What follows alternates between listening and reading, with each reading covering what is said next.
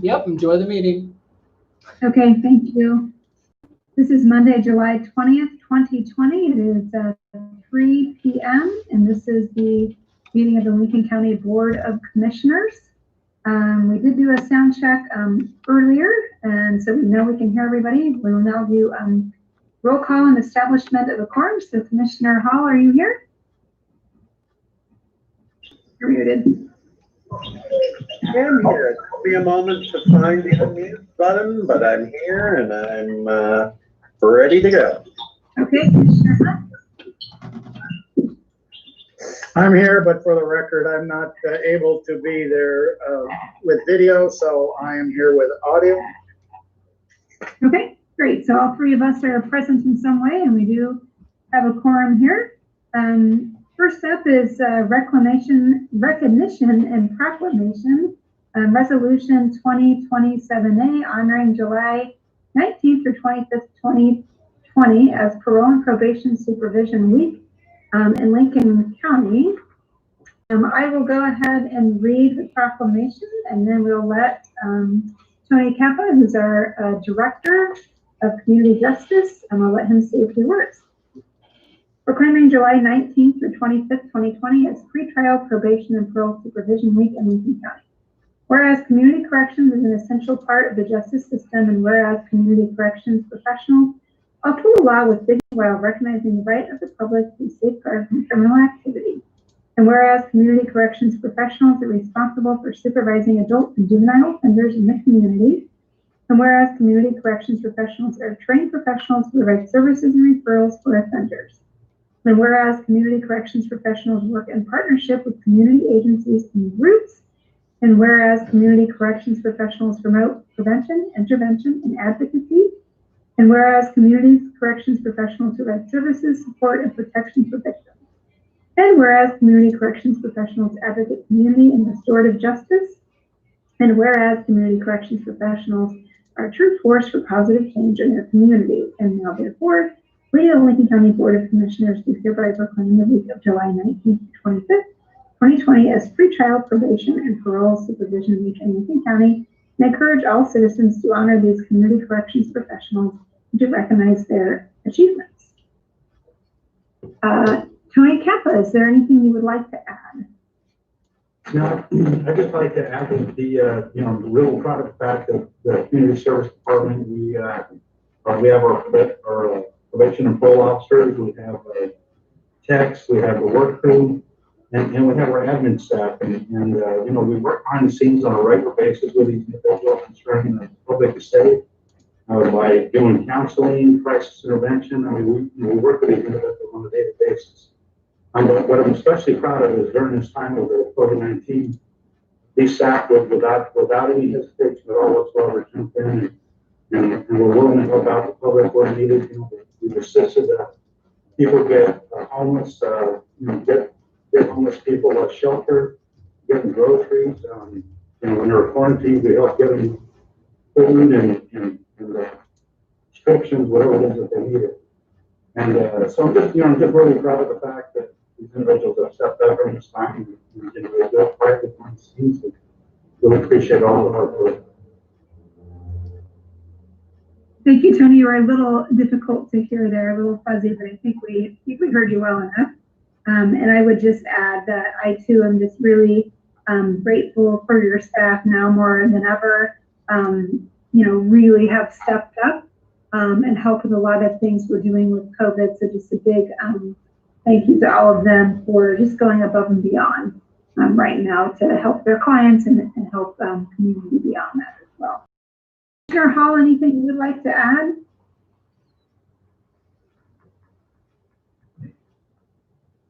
Sorry, it's taking me a moment to unmute. No, I just think this is very important recognition. I remember Tony's predecessor pointing out to us many years ago that community justice ends up actually making more arrests than any other police agency in our county. And yet I know that's also kind of the last resort for them, that they are working actively. And I've been on ride-alongs, and I know I've spent enough time with Tony and his team to know that they are truly committed to helping people make successful reentry into the community whenever possible. And we are just building, I think, more and more a stronger, deeper network of opportunities, because these are our neighbors, our friends, our relatives, and yes, they have to, they have to do the time. They have to be held accountable for their actions, but also they're going to be back among us in a year or a few years, and I think for all of us, we owe them the opportunity, every opportunity we can give them to succeed. Commissioner Hunt, anything you would like to add? I would just add that I think Tony's leadership has been excellent. I think he's got a great team, but I also would like to recognize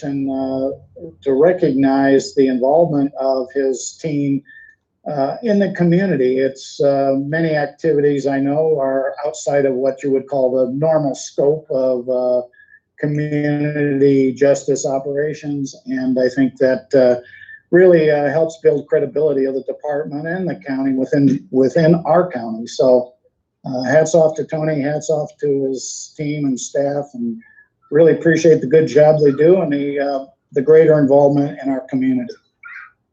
Thank you. With that, I will entertain a motion from somebody.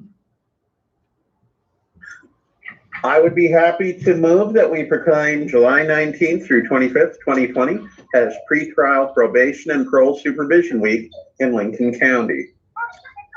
And I'll second it. All right, all in favor say aye. Aye. Aye. Aye. All right, motion carries. Thank you. And thanks, Tony, for joining us today.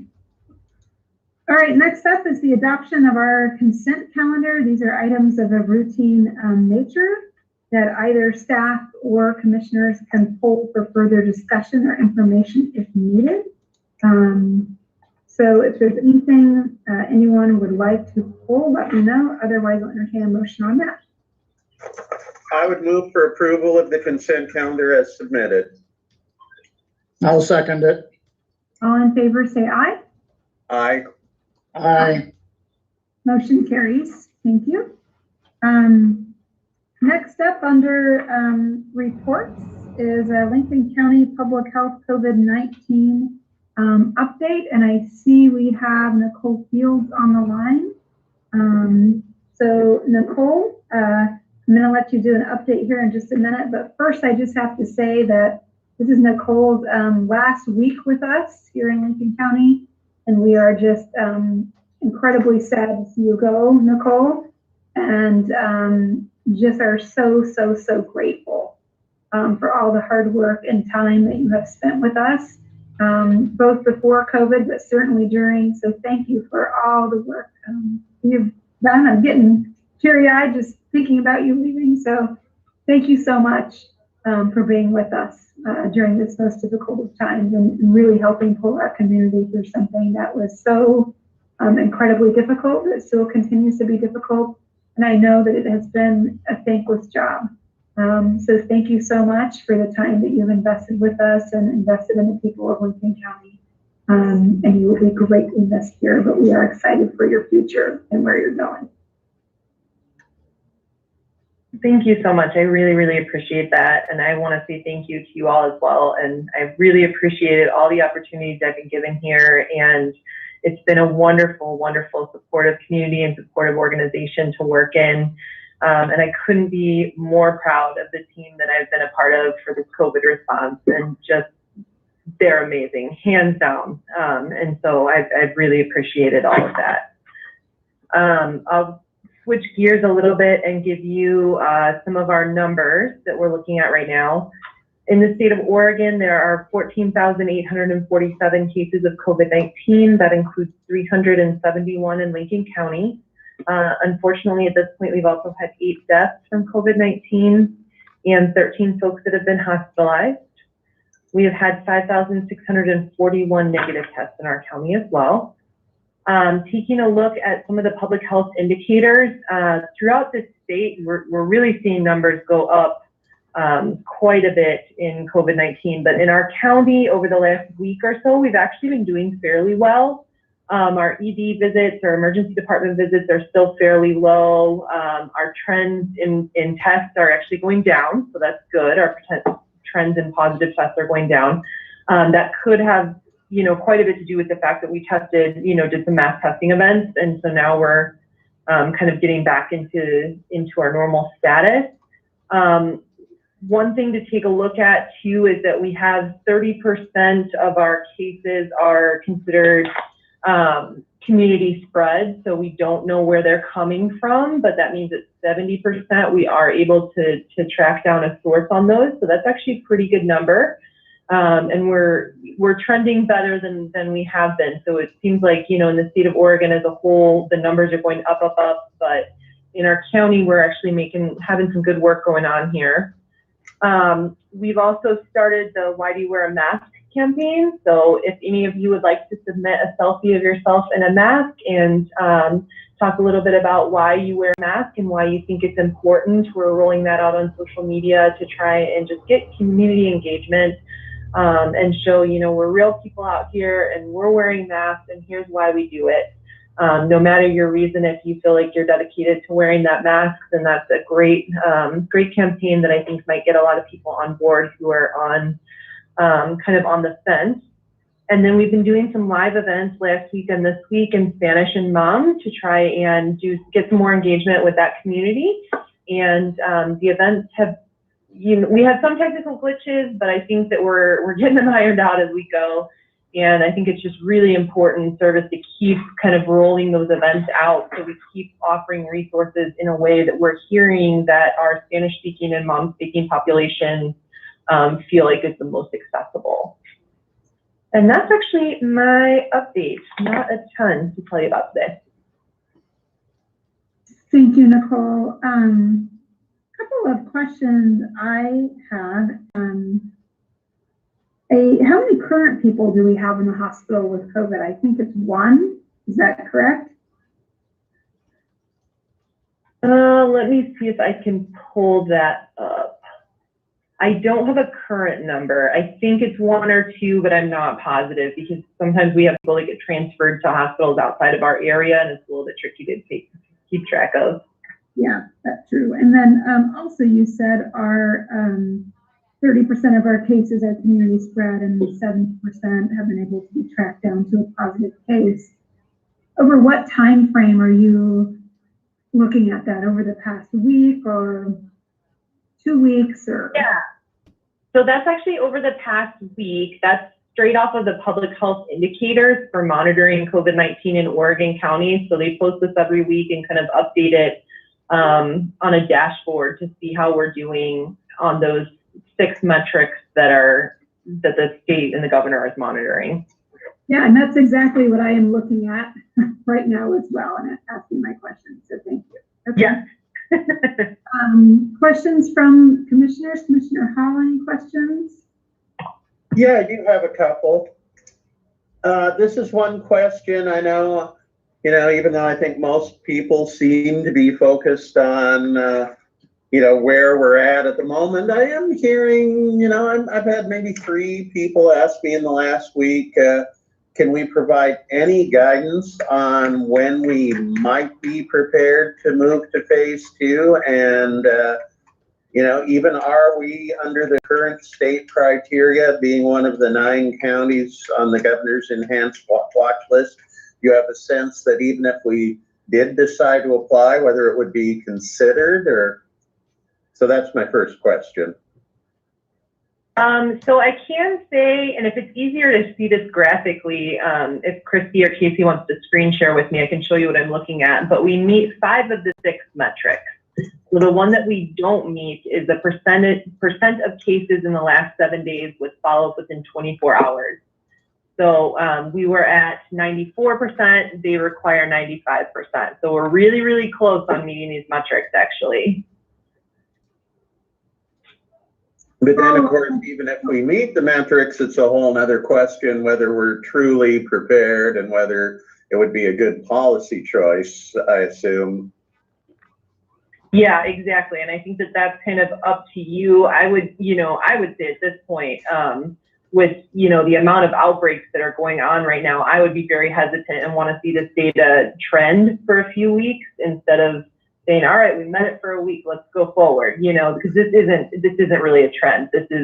We tested a lot of people in the last couple of weeks, and now we're resulting a lot, which can kind of skew the results. Yeah, so I'm sorry. Go ahead. I was just going to say, I had a quick and informal conversation with Rebecca Austin about this toward the end of the week. And, again, she said this was just an off the top of her head comment as opposed to a comment where she had an opportunity for reflection, but that, just an initial thought was she probably would not want to recommend we consider it at the policy level unless we've had, say, a minimum of 2 weeks of declining cases. Yeah, that is kind of my thought as well. You'd want to see at least 2 or 3 weeks where you're hitting these metrics to show that it's a trend. So I'm glad her and I are on the same page, even though we didn't even talk about it beforehand. I'm sorry. I have one more question for Nicole, if I could.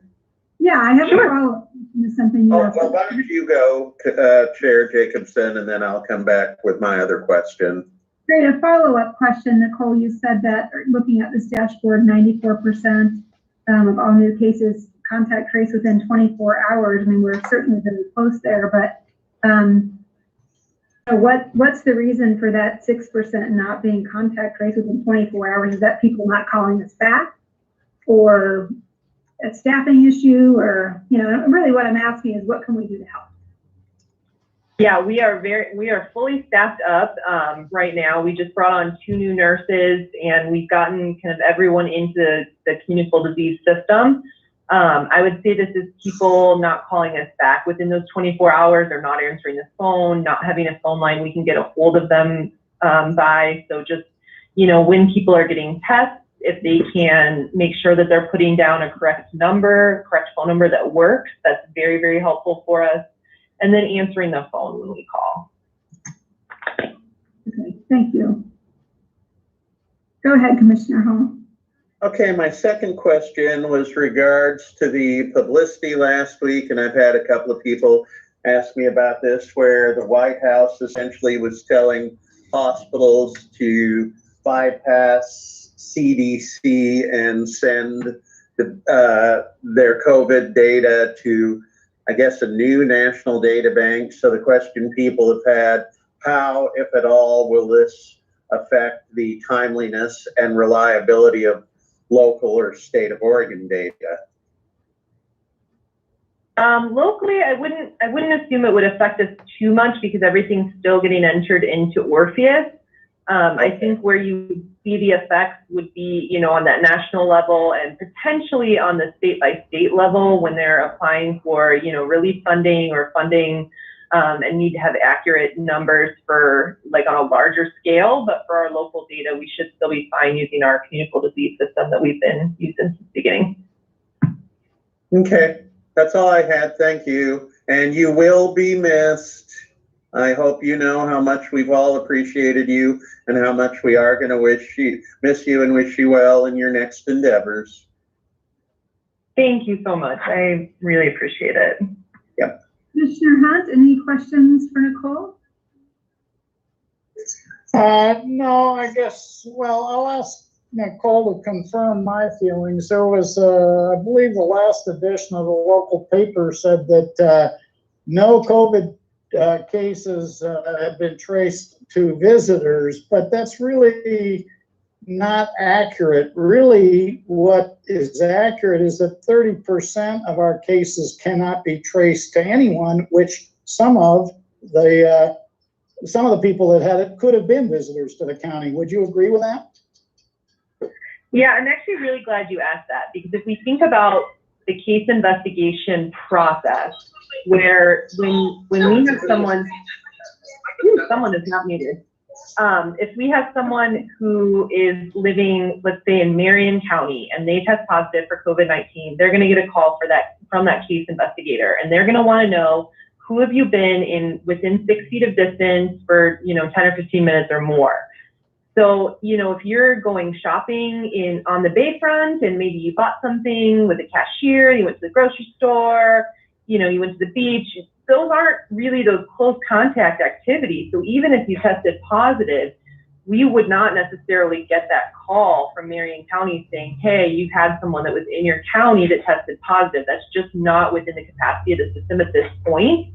If it was, all right, they had close contact with someone and now we have a person under monitoring, we would potentially know.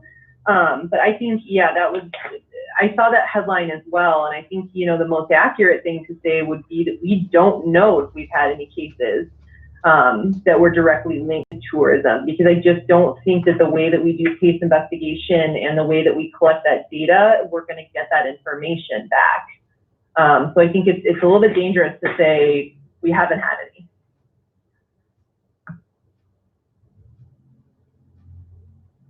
Okay, thank you, Nicole. Anything else from commissioners or other staff on the phone for Nicole? Besides group crying that she's leaving us. I'm sad too. I'll participate in the group cry. All right, well, thank you, and stay in touch, Nicole. Thank you so much. Still under reports, we have commissioner reports. Commissioner Hall, anything to share or report? Not at this time, thank you.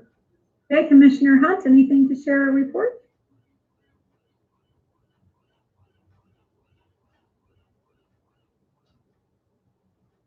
Commissioner Hunt, you're still on mute.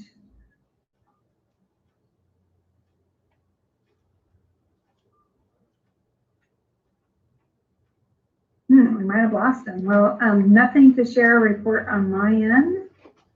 So we will move into decision and action items. First up is our 2020-2021 nonprofit social service grant allocation.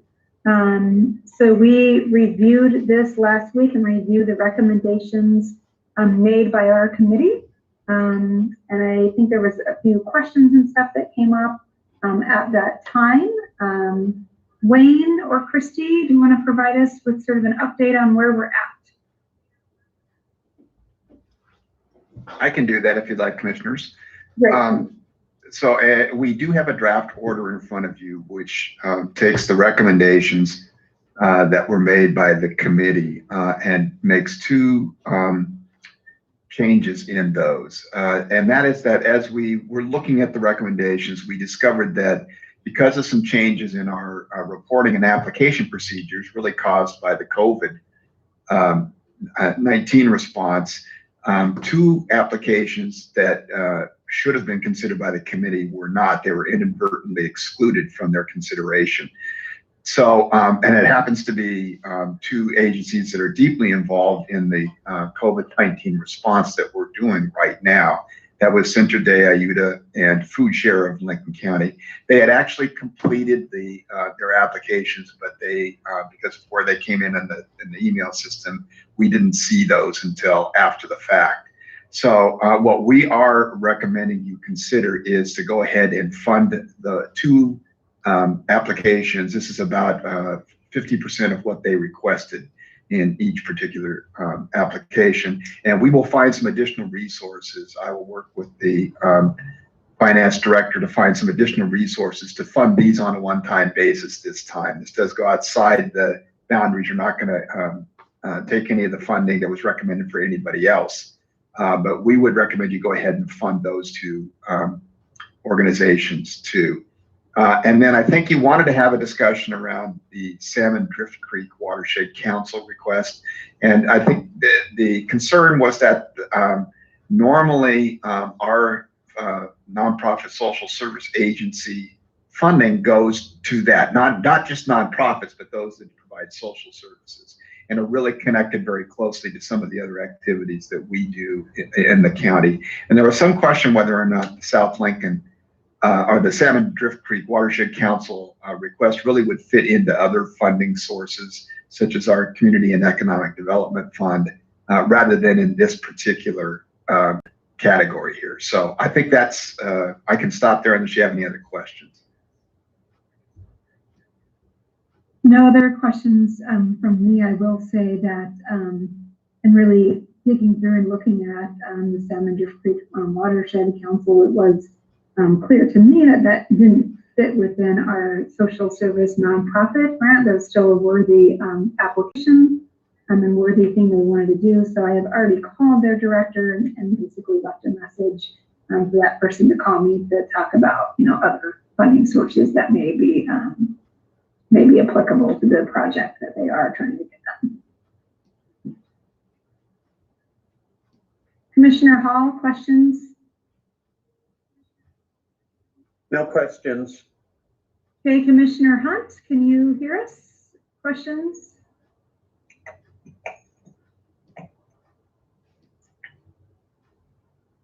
I think we might have lost him. I'm not sure. I still see him as being on the call, but doesn't look like he's able to respond. Okay, I guess with that, we need a motion. And even if we don't have Commissioner Hunt, Commissioner Hall and I still constitute the quorum. Okay, so if Mr. Belmont, just a question. So if we, the motion is to approve, okay, I'm again reviewing the document, add the funding for Centro Day, Ayuda, and Food Share. And I think your motion would be to go with the draft order, but removing the Salmon Drift Creek watershed.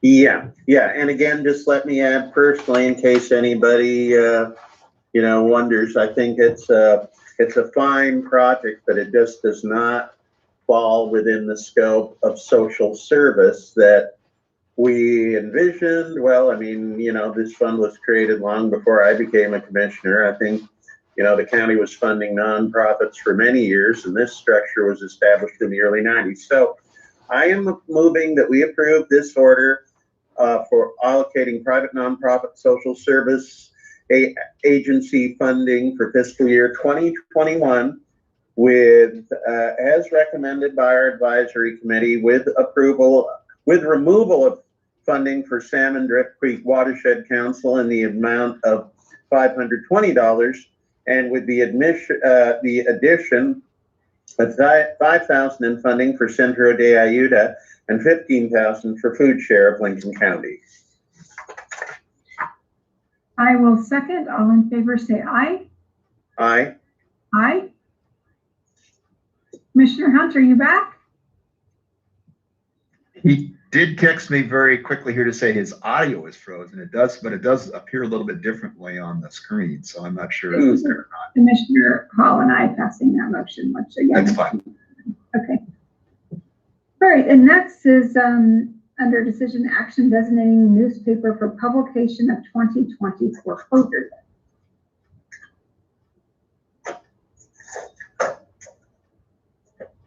Is that Wayne or Jerry?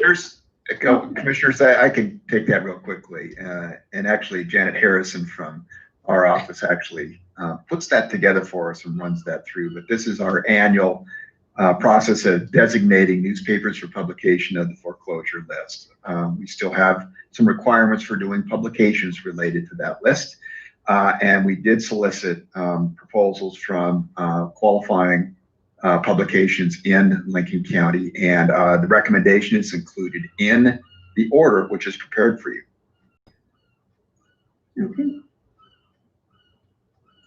I will go ahead and make a motion designation of the newspaper for publication of the 2020 Lincoln County foreclosure list.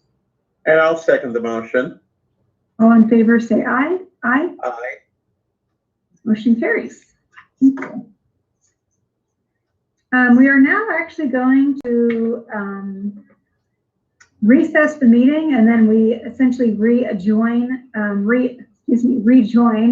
an executive session. And my understanding is that we will not be coming back to make any decisions. So for the public, this will be the end of the meeting, and then we will go into executive session now under 192.660(2) to discuss real property transactions. So Commissioner Jacobson, I am here. My audio goes in and out, in and out, in and out, but I'm here now, and I'll be at the executive. Great. Glad you joined us. We'll go ahead and adjourn. Our next Board of Commissioners meeting is Monday, July 27th, 2020 at 3 p.m. again virtually. Thank you, everybody.